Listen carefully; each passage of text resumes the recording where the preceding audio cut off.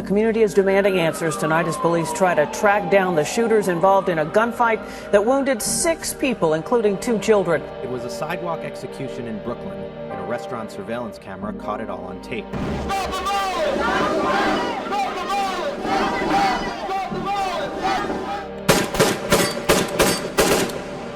The sound of gunshots and sirens and the sight of yellow crime scene tape and dead bodies is an all too familiar presence in underserved black communities all over America. Black folks make up only 13% of the U.S. population, but commit over half of the nation's homicides.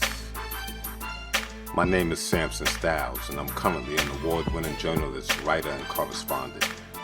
But that wasn't always my reality.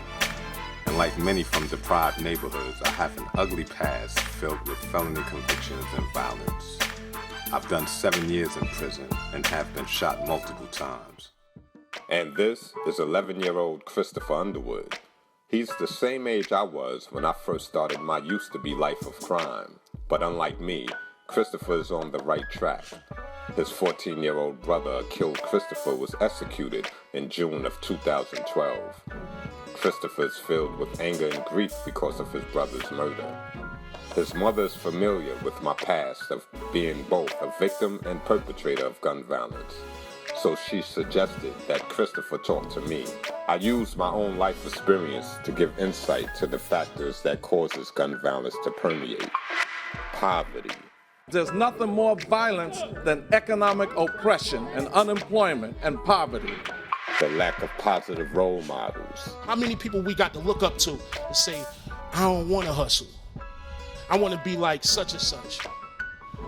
Those such and such don't exist in our hood. You understand what I'm saying? The influence of the streets. My environment had at least 90% to do with the poor decisions I made. The lack of fathers. From generation to generation, you have the mass removal of black males from our neighborhoods. A failed school system. So I developed a behavior problem in the 4th grade. I didn't want nobody picking on me. I wanted to fit in. Christopher brother Akil's murder is unsolved. No arrest was ever made. So Christopher's first question to me was, I know you've been shot. Do you know who shot you? Yeah, I do know the guy who shot me. One of the guys, name is Stephen Thomas, but in the streets, he goes by the name of Smoke. He grew up in my grandmother's building in the Brownsville projects. And 20 years later, I finally seen Smoke after he shot me.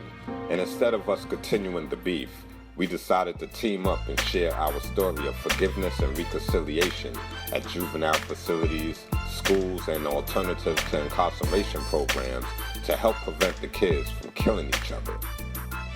That's a lot to digest. And there's more.